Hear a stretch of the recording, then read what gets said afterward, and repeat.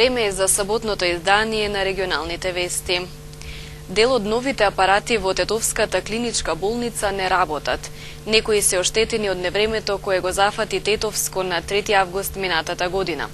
Од раководството на Тетовската болница велат дека сите здравствени апарати за кратко време ќе бидат ставени во функција.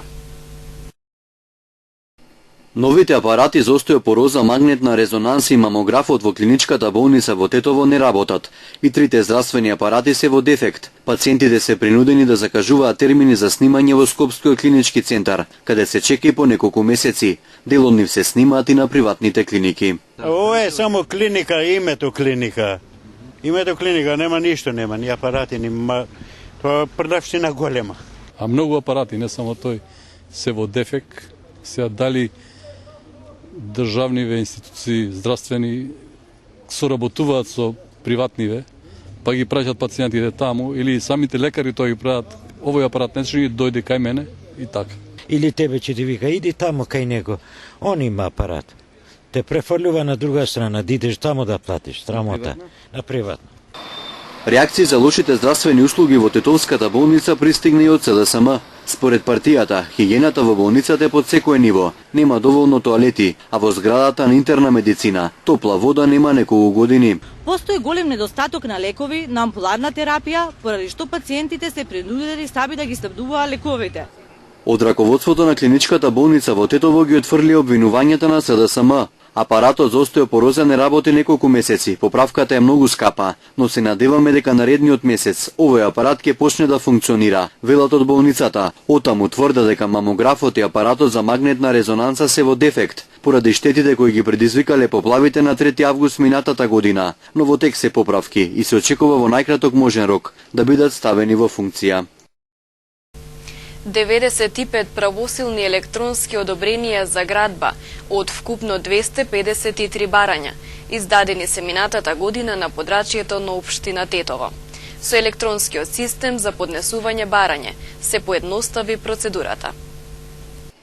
Минатата година на подрачјето на општина Тетово издадени се 95 правосилни електронски одобренија за градба од вкупно 253 барања. Дополнителни 80 се однесуваат на адаптација или пренамена со адаптација. Воглавно граѓаните поднесувале барања за градба на индивидуални куќи, стамбени згради, стопански објекти во и вон градежен реон, инфраструктурни објекти и така натаму. Бројот на барањата во однос на бројката пред 2013 година е помал заради законот за легализација на бесправно изградени објекти, како и поради моменталната економска криза, смета раководителот на секторот за урбанизам Неджати Зулбеари. До 2013 барањата за одобренијата, бројот на барањата за одобрење за градење беше поголем заради тоа што уште не беше легализација. Откако излезе законот за легализација на бесправно изградени објекти, со самото тоа и бројот на барањата е помал, а не само заради тоа, ја мислам дека и под влијанието на општа глобална криза и заради тоа мислам дека е бројот на барањата помал од претходната година. Со електронскиот систем за поднесување барање за одобрение за градба се поедностави процедурата, а од неодамна започна да се спроведува и урбанизам. Иначе имаме барања сега во електронски систем, многу убаво и уредно и брзо оди цела постапка. Со електронскиот систем сега е воведен и урбанизам, кој е во почетните фази. Ние сме во контакт редовен со Министерство за транспорт и врски, исто со ЗЕЛС, каде што во контакт со луѓе од другите општини разменуваме искуства. И тие кажуваат дека не може толку брзо лесно да се вклучат во урбанизам системот, затоа е малце поинаков од системот за електронски одобрења, кој веќе го усавршиле сите, меѓутоа од време на време и тој се подлегнува на дополнителни надградувања.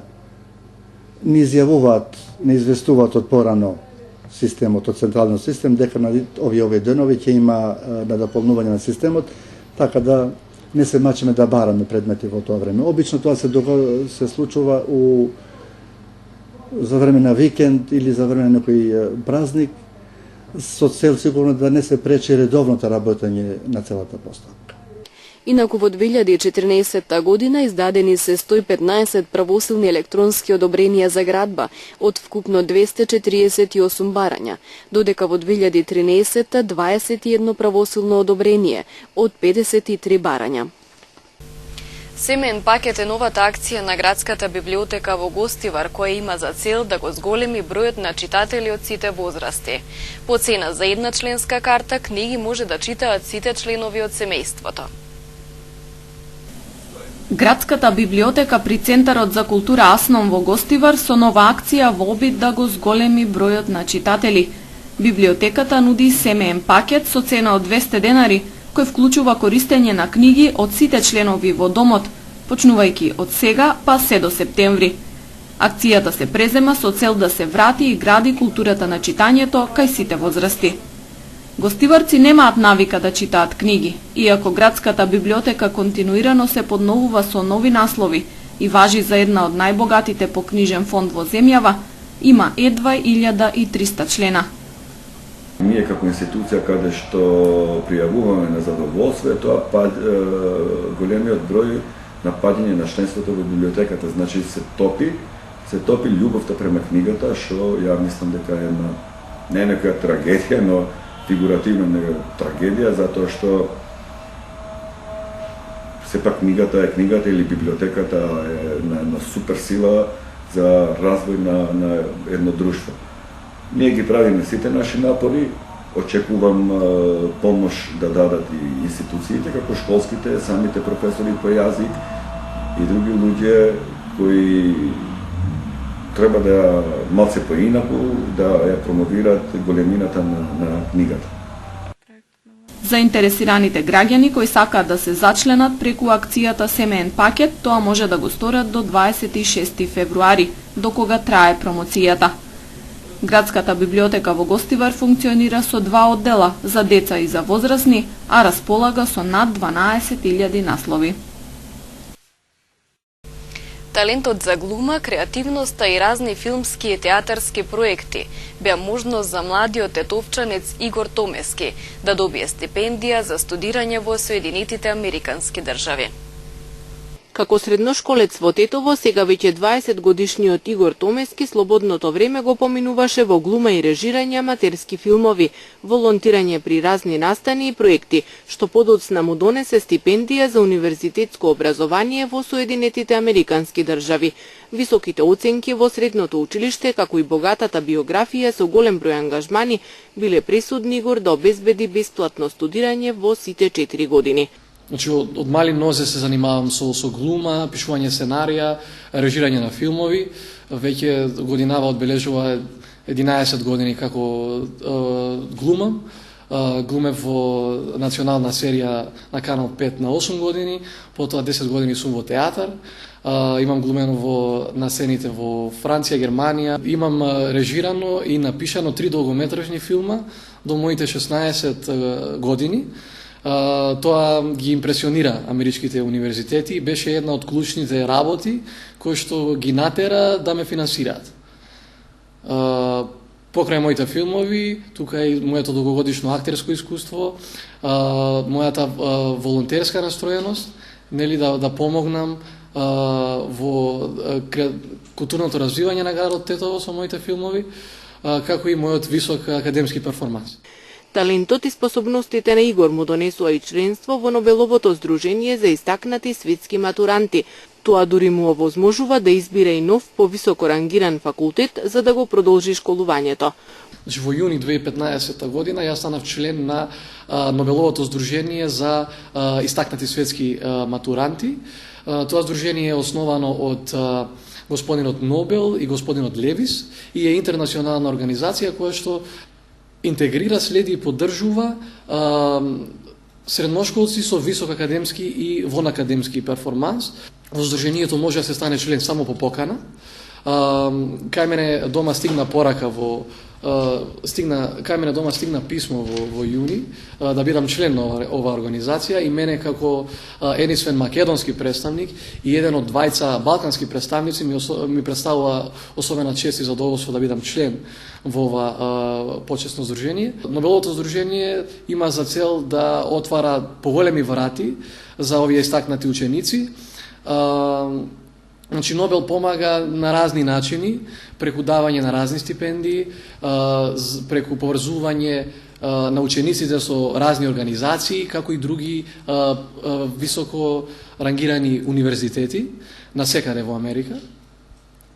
Тоа се бенефициите на ова здружение, кое што продолжува да ги следи учениците откако ќе завршат со средното образование и да ги поддржува на било кој можен начин. И кај мене лично Нобел ми овозможува да го продолжам моето образование во неколку институции, образовни институции во Америка и ме ослободува од плаќање на школарина. Значи во декември во 2015 година, на 5 декември 2015 година, покрај моето членство во Нобеловото здружение, ми беше дадено и интернационално признание и парична награда за моето долгогодишно режисерско залагање во Република Македонија.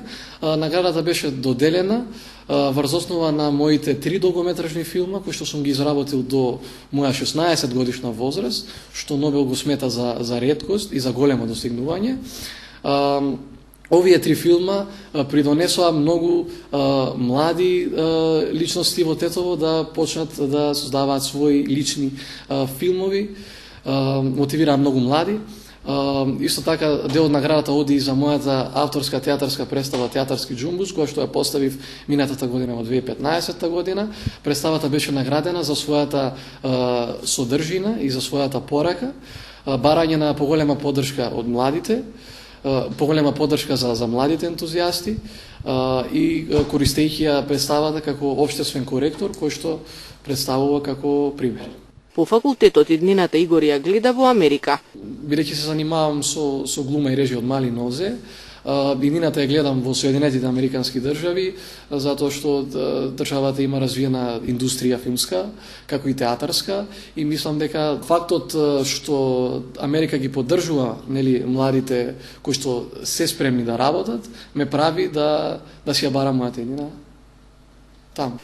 Во Пидмонт коледж во Џорџија, каде го започна студирањето, Игор изучува за двојна диплома – театарска глума и режија и телевизиска продукција. Во Тетовско Беловиште утре ќе се одржи 4-та поред манифестација Шарпланинска костенијада. 4-та поред манифестација Шарпланинска костенијада ќе се одржи во недела. Манифестацијата предвидува саем на костенот, медот и природните и културните вредности. Потоа посети на повеќе места, планинарски велосипедски тури, прошетки, мотокрос, џип турнеја и слично. Сите планирани активности ќе бидат крунисани во 12 часот и 30 минути во селото Беловиште, кога ќе започне централниот дел на манифестацијата. Присутните ќе можат да ги посетат поставените штандови во рамки на саемот и да пробаат од изложените производи. Како дел од манифестацијата планирано е и поетско читање, изложби, настапи на фолклорни групи и гости од естрадата. На барање на лидерите на политичките партии проценката на Европската Унија и Соединетите Американски држави за тоа дали се исполнети условите за одржување на изборите на 24 април ќе биде соопштена утре, велат од делегацијата на ЕУ во Скопје. Ова е второ одложување на соопштување на оценката на амбасадорите на ЕУ и САД, а и во ОРАФ и Джейс Бейли, за прашањето дали се исполнети условите за одржување на изборите врз основа на 3 критериуми: договор за медиумите, прочистување на избирачкиот список и одвоеност на партијата од државата. Амбасадорот ОРАФ вчера беше во Брисел на консултации со кабинетот на еврокомесарот Јоханес Хан, кој лично посредуваше во постигнувањето на договорот од Пржино. Во исчекување на договорот од меѓународната заедница дали ќе даде поддршка за одржување на избори на договорениот датум во април, партиите излегоа со своји ставови. До сега ВМРО ДПМН тврдеше дека не сака да отстапи од 24 април, а СДСМ инсистира да се одржат изборите само кога ќе се исполнат условите за да бидат фер и слободни. Дуј пак го промени ставот и вчера соопшти дека е потребно консензус за нов датум за избори. Трите клучни точки кои требаше да бидат исполнети до денеска беа договор за медиумите, прочистување на списокот и одвојување на партијата од државата.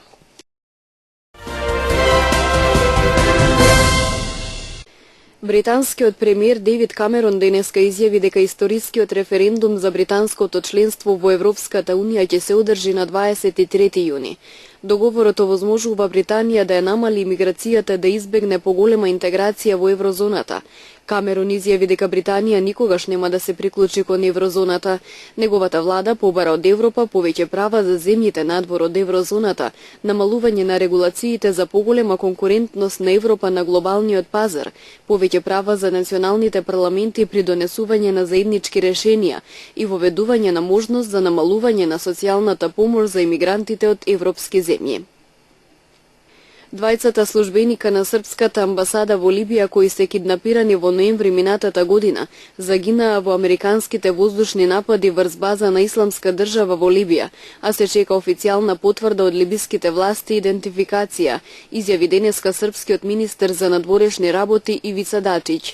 Тој истакна дека Пентагон синоќа соопштил дека воздухопловните сили извршиле напад во Либија врз цели кои представуваат закана за САД. Во нападот загинале повеќе од 40 луѓе, најголем дел се граѓани на Тунис кои се наоѓаат во Либија, а цел бил камп за кој постои сомнеж дека и припаѓа на Исламска држава и тука биле сместени странски државјани. Турските напади врз позиции на курдите во Сирија може да доведе до отворен конфликт со Русија, што е многу опасно, бидејќи Турција е членка на НАТО, предупреди францускиот председател Франсоа Оланд. Тој додаде дека Франција ќе продолжи да ги бомбардира регионите кои се под контрола на Исламска држава. Тој нагласи дека главна тема на средбата на врвот Турција-ЕУ следниот месец ќе биде миграцијата и контролата на границите. Оланд потсети дека министрите за одбрана на земјите од НАТО на 10 февруари донесоа одлука да испратат военноморски сили на Алијансата во Егејското море за зајакнување на контролата на турските граници и наблюдување на нелегалната трговија со мигрантите. Италијанскиот и светски познат писател и филозоф Умберто Еко почина вчера во својот дом на 84 годишна возраст. Меѓу најпознатите негови дела се вбројуваат Името на розата, која доби и филмска адаптација, и Нишалото на Фуко.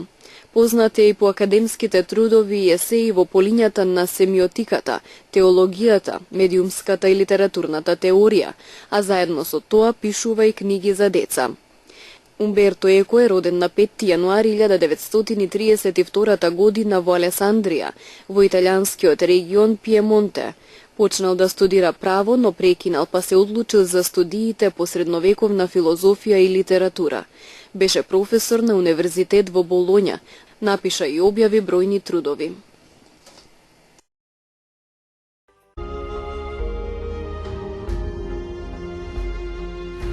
Денес имавме облачно и посвежо време со повремени врнежи од дожд, а на планините од снег. Дуваше умерен, повремено засилен северен ветер. Утренските температури се движеа од -1 до 3, а дневните од 4 до 10 степени.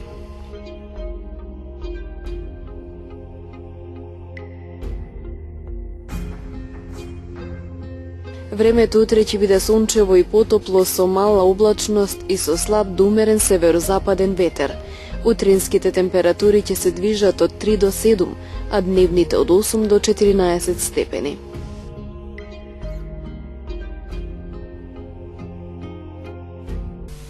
Тука го завршуваме и ова издание на регионалните вести. Имајте убав викенд, пријатно.